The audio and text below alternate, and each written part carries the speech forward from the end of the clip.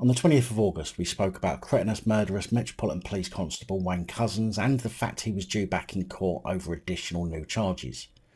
Well, it appears that one of the new charges of indecent exposure is said to have actually been reported to the police after Couzens was spotted driving through Dover with either his pants down or without wearing any bottoms on at all.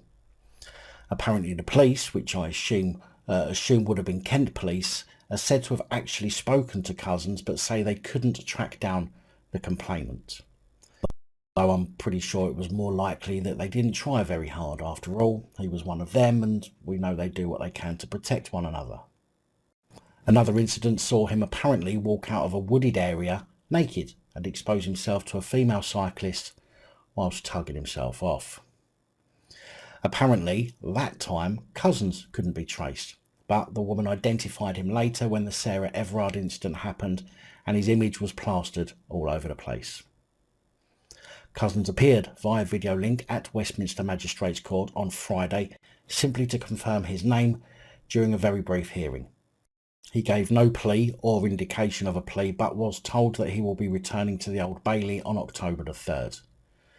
Couzens has been charged with 4 new offences that are said to have taken place between January and February 2021. Now, one of the statements from one of the reports I've read stated, quote, Couzens last year joined the grim ranks of criminals in the UK who will die behind bars after receiving a whole life tariff, unquote. And to be honest, when reading that, before I even finished the sentence, my brain told me it was going to say, Couzens last year joined the grim ranks of criminals in the UK who joined the Metropolitan Police Service. Which I think gives you an idea of what I and others think of many of the people who do join the police, not just the Metropolitan. Of course, as I said in my previous report, the expense to the taxpayer over this is going to increase significantly and the amount already spent.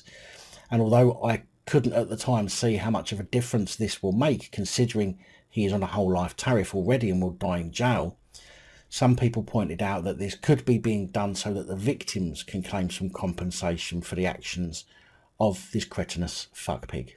But we will have to wait and see. I'm sure this will be something that will go on for a long time to come, so expect to hear this piece of shit's name in the future.